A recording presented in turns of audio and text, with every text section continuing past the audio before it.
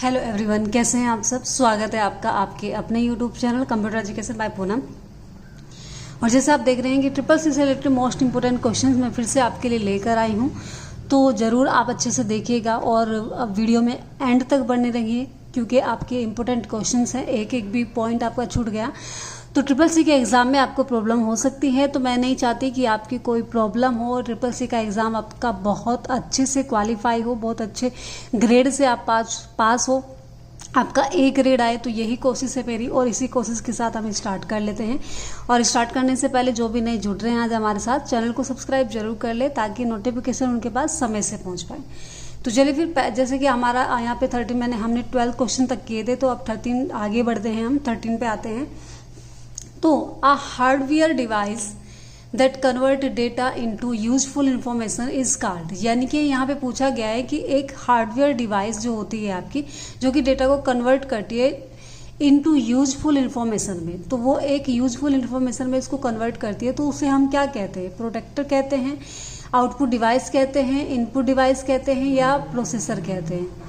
तो किसके माध्यम से होता है ये किसके माध्यम से हो जाएगा? प्रोसेसर, यानी कि प्रोसेसर होता है जो कि आपका सीपीयू होता है, यानी कि सेंट्रल प्रोसेसिंग यूनिट, उसे प्रोसेसर भी कहा जाता है, जो कि क्या करता है, आपके हार्डवेयर डिवाइस क्या करती है, उस डेटा को कन्वर्ट करके यूजफुल इंफॉर्मेशन में क्या करती है, उसको कन्वर्ट करती है, तो उसे हम क्या कहते हैं? प्रोसेसर कहते हैं। ठीक है, चलिए नेक्स्ट क्वेश्चन बढ़ते हैं। नेक्स्ट क्वेश्चन है हमारे पास कि डेटा और information use to run the computer is called. अगर हम बात करें यहाँ पे कि जो आपका डेटा है या फिर हम इंफॉर्मेशन की बात करें जो कि यूज करते हैं रन करने के लिए, द कंप्यूटर इज कॉल्ड, तो ये हम क्या कहते हैं? कंप्यूटर को क्या कहा जाता है उसको रन करने को?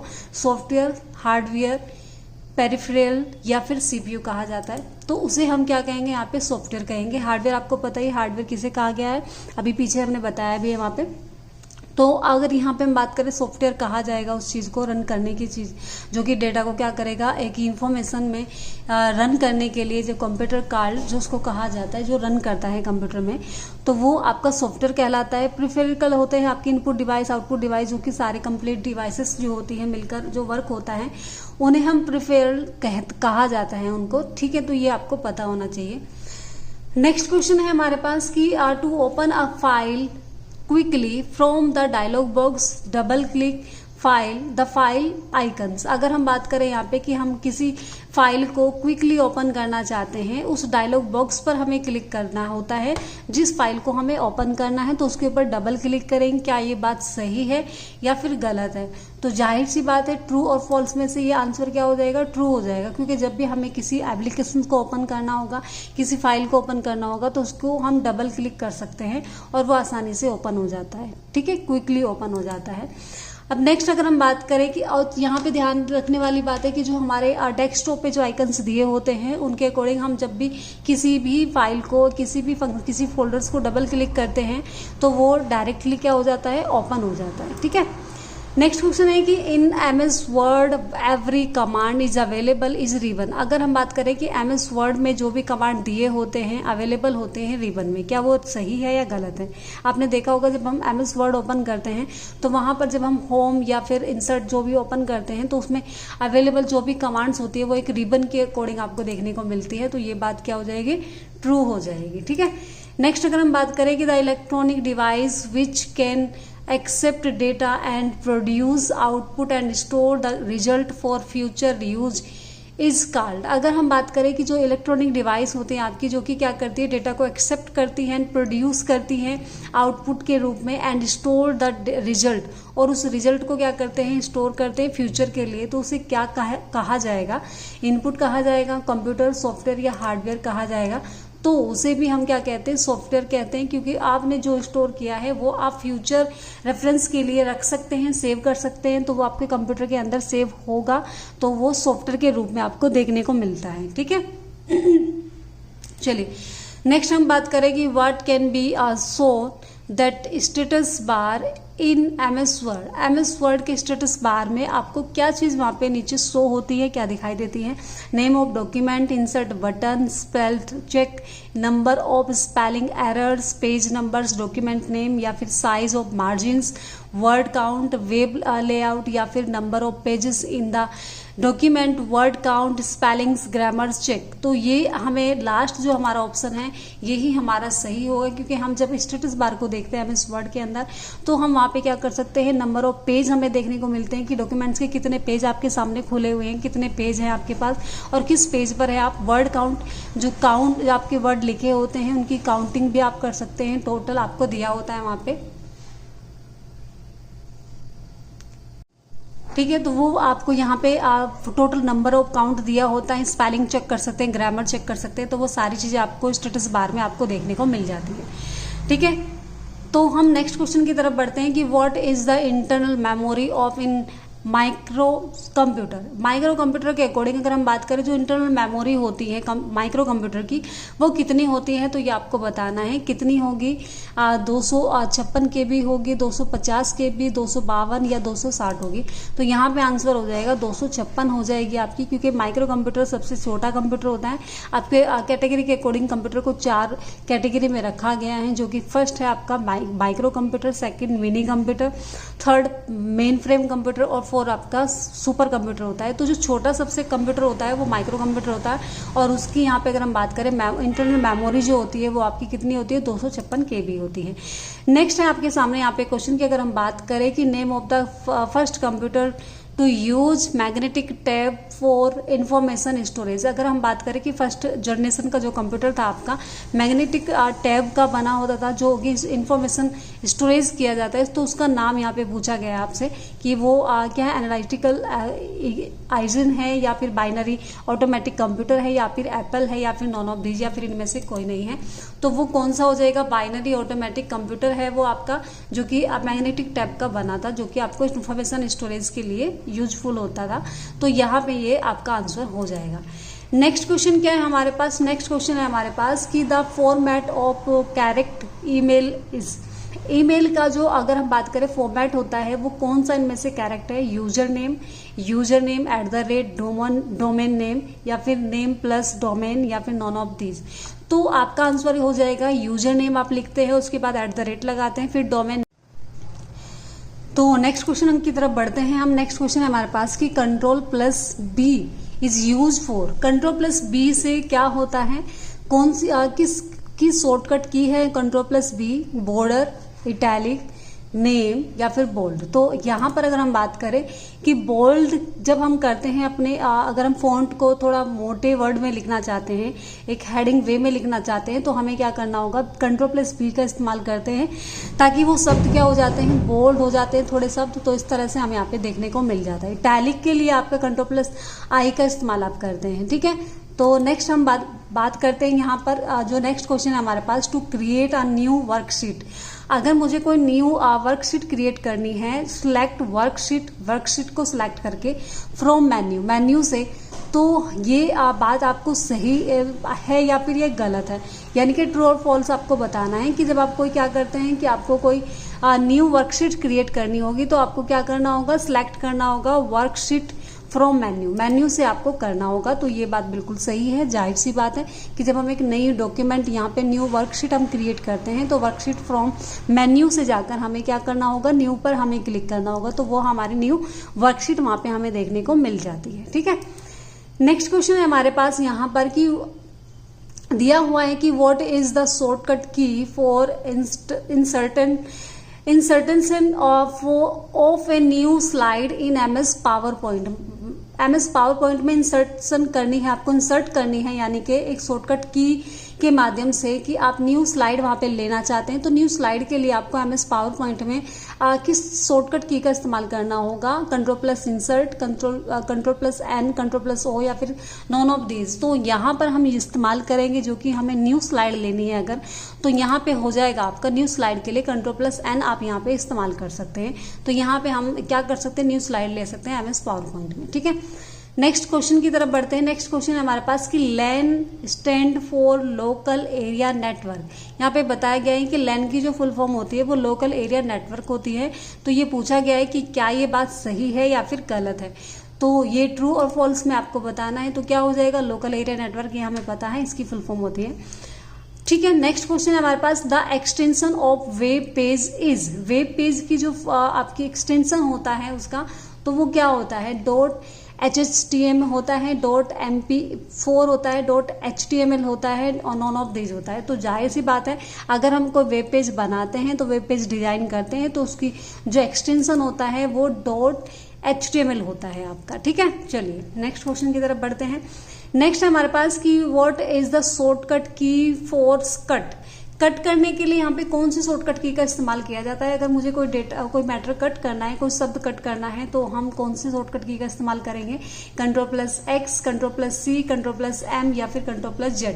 तो क्या हो जाएगा, Ctrl+X। बहुत ही सिंपल क्वेश्चन है, आई होप आप सभी को पता होगा। और बाकी जो ये ऑप्शन दिए हुए हैं इनका भी आपको पता ही होगा, नहीं पता है तो चलिए बता ही देती हूँ मैं एक बार फिर से।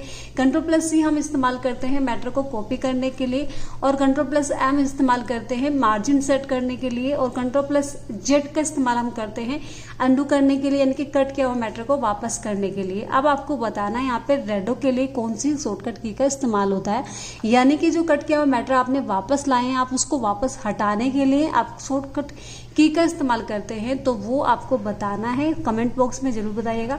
ऑप्शन दे देती हूँ Ctrl+Y and Ctrl+K।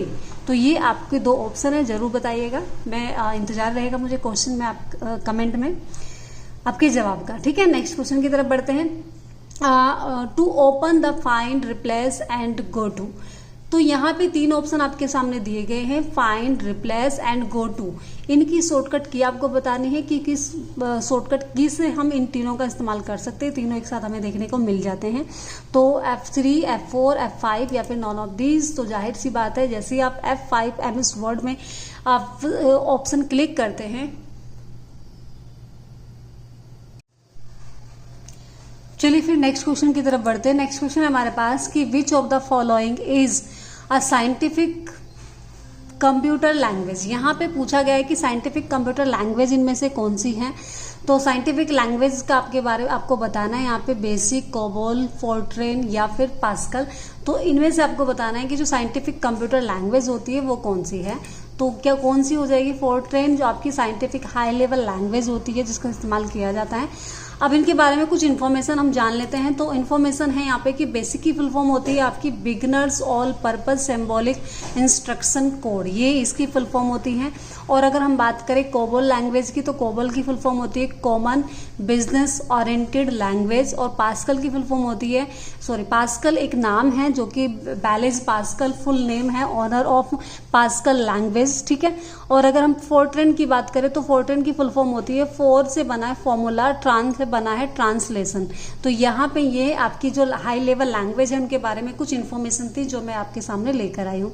Next question की तरफ बढ़ते हैं कि who was the creator of world's first analog computer. पहला एनालॉग कंप्यूटर जो कि यानी कि अगर हम बात करें क्रिएटर जो कि क्रिएट किया गया था, बनाया गया था, वो किसने बनाया था। तो हम बात करें यहाँ पे वेनिस बुश या फिर जॉर्ज बुश या फिर बुश जूनियर या फिर यहाँ पे रोनाल्ड रीगन्स थे। तो कौन थे यहाँ पे आपको बताना है यहाँ पे, तो कौन थे यहाँ पे, ये इनका नाम हो जाएगा विनेवर बुश, जो कि नाम था जिन्होंने पहले फर्स्ट एनालॉग कंप्यूटर को क्रिएट किया था, बनाया था, ठीक है। चलिए नेक्स्ट क्वेश्चन की तरफ बढ़ते हैं। By what other name do you call the mouse. Mouse को आप किसी अन्य नाम से, किस नाम से जानते हैं, मतलब ये पूछा गया है कि किसी अन्य नाम से आप जानते हैं तो वो क्या है, किस नाम से पुकारा जाता है। तो आपको सभी को पता होगा, रेट, माइस, कंट्रोल डिवाइस या फिर पॉइंटिंग डिवाइस। तो पॉइंटर डिवाइस हम जानते हैं, पॉइंटर डिवाइस उसको कहा जाता है, ये आप सभी को पता है। चलिए नेक्स्ट क्वेश्चन है कि the keyboard is a major input device. यहाँ पे आपको पूछा गया है कि जो आपका कीबोर्ड होता है उसका मेजर इनपुट डिवाइस है। What do you we do with this help, यानी कि उसकी सहायता से क्या किया जाता है। Open the lock of computer, computer को लोगो यानी कि ओपन किया जाता है, लॉक ओपन होता है यहाँ पे। दे play favourite of computer, favourite computer game खेला जाता है। या फिर हम बात करें कि आप दे प्ले फेवरेट ट्यून आप प्ले कर सकते हैं। Send all information to computer, तो यहाँ पे क्या हो जाएगा, send all information to computer. जो भी इन्फॉर्मेशन देनी होती है वो हम कीबोर्ड के माध्यम से ही देते हैं, तो ये आपको यहाँ पे पता होना चाहिए, ठीक है। नेक्स्ट क्वेश्चन है हमारे पास यहाँ पर कि जो हमारा नेक्स्ट क्वेश्चन आपके सामने दिखाई दे रहा है वो क्या है, वो ये है कि यहाँ पे पूछा गया है the device use to send information for instruction to the computer is called. यहाँ पे उस डिवाइस का नाम बताना है आपको कि जिस डिवाइस के माध्यम से आप इंफॉर्मेशन को सेंड करते हैं इंस्ट्रक्शन के या फिर इंस्ट्रक्शन के रूप में द कंप्यूटर को। ठीक है, कंप्यूटर को जो इंस्ट्रक्शन दिए जाते हैं वो किस रूप में दिए जाते हैं, उस डिवाइस को क्या कहा जाता है, input device, output device, data centre या फिर इंस्ट्रक्शन। ठीक है, तो उसको कहा जाता है इनपुट डिवाइस। इनपुट डिवाइस के माध्यम से ही आप अपने कंप्यूटर को इंस्ट्रक्शन दे सकते हैं। तो वो आपका इनपुट डिवाइस कौन से होते हैं, कीबोर्ड, माउस, है ना। तो ये आपके क्या होते हैं, इंस्ट्रक्शन जो दिए जाते हैं कंप्यूटर को, तो ये आपकी इनपुट डिवाइस होती है। नेक्स्ट क्वेश्चन है कि which country is having most computers in the world, यानी कि विश्व में सबसे अधिक, वह उस कंट्री का नाम बताना है जहां पर सबसे ज्यादा आपको कंप्यूटर यानी कि आपको देखने को मिलते हैं, जिनका इस्तेमाल सबसे ज्यादा किया जाता है। इंडिया, रूसिया या फिर आप जापान या फिर अगर हम बात करें यूएसए, तो क्या है वो यूएसए है। ठीक है, यूएसए में सबसे ज्यादा जो कंप्यूटर का इस्तेमाल किया जाने वाले विश्व में वो आपका यूएसए है। ठीक है, next use in symbolic data. Symbolic data जो यूज किया जाता है उसे हम अल्फाबेट्स, डिजिट, साइन या फिर ऑल ऑफ दीज के नाम से जानते हैं। यानी कि जो सिंबॉलिक डेटा होता है, जिनके सिंबॉलिक डेटा जो हम देते हैं वो क्या कहलाता है, आपके अल्फाबेट्स होते हैं, डिजिट्स होते हैं, साइन होते हैं या फिर ऑल ऑफ दीज। तो जाहिर सी बात है वो अल्फाबेट्स पे आप देते हैं, डिजिट्स के रूप में भी हो सकते हैं, साइन के सिंबल्स के रूप में भी हो सकते हैं। नेक्स्ट है कि मीन्स उसका अर्थ बताना है GUI का आपको, जो कि बताया गया है ग्राफिकल यूजर इंटरफेस, यहाँ पे बताया गया है। ये आपको बताना है कि ये सही है या गलत है। तो ये सही है, बिल्कुल ट्रू है, तो ये हमारे सामने यहाँ पे आंसर मिल गया। नेक्स्ट क्वेश्चन है हमारे पास कि which of the following are suitable for networking in the building. यहाँ पर अगर हम बात करें सूटेबल, उस नेटवर्किंग का नाम बताना जो कि वन बिल्डिंग में आपको, यहाँ पे अगर हम बात करें उतने एरिया में वो क्या करता है, नेटवर्किंग कनेक्शन जाता है, तो वहाँ तक आप उसको चला सकते हैं। यानी कि उस एरिया तक ही जो यानी कि अगर हम बात करें रेंज तक, तो एक बिल्डिंग में उसकी रेंज पहुंचती है उस नेटवर्किंग की। तो वो कौन सा है आपका, वैन है, मैन है या फिर लैन है या फिर पेन है। तो वो कौन सा हो जाएगा, लैन, यानी कि लोकल एरिया नेटवर्क, जो अभी पीछे भी आया था हमारा क्वेश्चन, तो इसकी फुल फॉर्म भी लोकल एरिया नेटवर्क हमको बताया गया था। और ये एक बिल्डिंग एरिया में आपको रेंज वहां तक पहुंचती है जो नेटवर्किंग होती है। ठीक है, बाकी की फुल फॉर्म भी देख लेते हैं। वैन की full form wide area network होता है, मैन का मेट्रोपॉलिटन एरिया नेटवर्क होता है, लैन की लोकल एरिया नेटवर्क, यह भी बताया था। पेन की होती है personal area network. Personal area network सबसे छोटा नेटवर्क होता है, जैसे आपके नॉर्मली आपका मोबाइल वाईफाई कनेक्शन आप हॉटस्पॉट आप ऑन करके ये 10 मीटर की दूरी में ही आपका कनेक्शन पहुंचता है। ठीक है, लैन होता है जो लोकल एरिया नेटवर्क, यानी कि जो एक बिल्डिंग में होता है, जैसे वाईफाई कनेक्शन के रूप में आप यहाँ पे इस्तेमाल कर सकते हैं। मैन मेट्रोपॉलिटन एरिया, यानी कि वन सिटी के अकॉर्डिंग अगर हम बात करें कि एक सिटी में जो पहुंचता है कनेक्शन आपका कंप्लीट, जो 50 किलोमीटर की दूरी में जो यानी कि रेंज पहुंचती है उस नेटवर्किंग की, तो वो आपका मेन यानी कि मेट्रोपॉलिटन एरिया नेटवर्क होता है।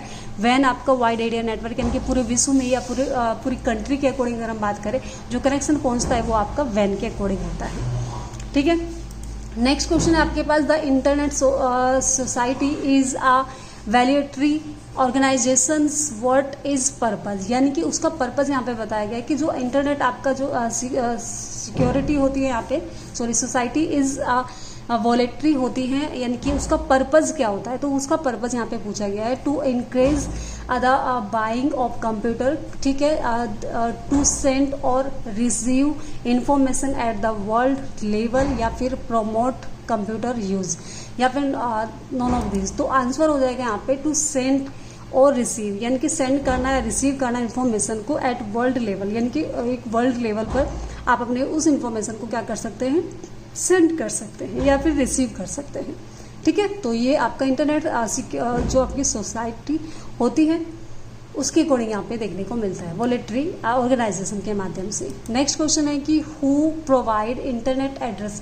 इंटरनेट एड्रेस जो आपको प्रोवाइड होता है वो यानी कि वो आपका क्या है, यहाँ पे किसके माध्यम से होता है इंटरनेट सोसाइटी के माध्यम से होता है, इंटरनेट आर्किटेक्चरल बोर्ड के माध्यम से होता है, टेलीफोन कंपनी के माध्यम से होता है, या फिर नॉन ऑफ दीज होता है। ठीक है, तो यहाँ पे आपको बताना है, तो क्या हो जाएगा वो आपका इंटरनेट आर्किटेक्चर बोर्ड के रूप में आपको यहाँ पे अगर हम बात करें प्रोवाइड कराया जाता है आपको इंटरनेट। ठीक है, नेक्स्ट एंड लास्ट क्वेश्चन हमारे पास कि which of the blue is not a type of computer memory, इनमें से कौन सी कंप्यूटर की मेमोरी नहीं है, रैम, रोम, BIOS या फिर DVD। तो आपका बताना है आपको कौन सी हो जाएगी, क्या हो जाएगी, BIOS। यहाँ पर अगर हम बात करें ये कंप्यूटर की मेमोरी नहीं होती है, तो रैम, रोम और DVD ये आपके सभी आपकी कंप्यूटर की मेमोरी होती है। फुल फॉर्म देख लीजिए, रैम की रैंडम एक्सेस मेमोरी, रोम की रीड ओनली मेमोरी, अगर हम बात करें BIOS की फुल फॉर्म होती है बेसिक इनपुट आउटपुट सर्विस, ठीक है। तो ये इसकी फुल फॉर्म होती है और ये कंप्यूटर की मेमोरी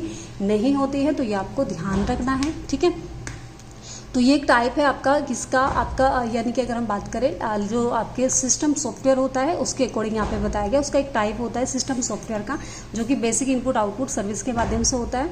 और DVD की फुल फॉर्म होती है यहाँ पर आपका डिजिटल वर्सेटाइल डिस्क, ठीक है। तो ये हमें आपको ध्यान रखना है। ये आपका नेक्स्ट लास्ट क्वेश्चन था, ठीक है। और ये आपको कंप्लीट आपको बताना है यहाँ पे, सभी आप अच्छे से इनको एंजॉय करेंगे। आई होप आपने सभी क्वेश्चन अच्छे से किए होंगे, कंप्लीट देखे होंगे। तो मिलते हैं नेक्स्ट वीडियो में। और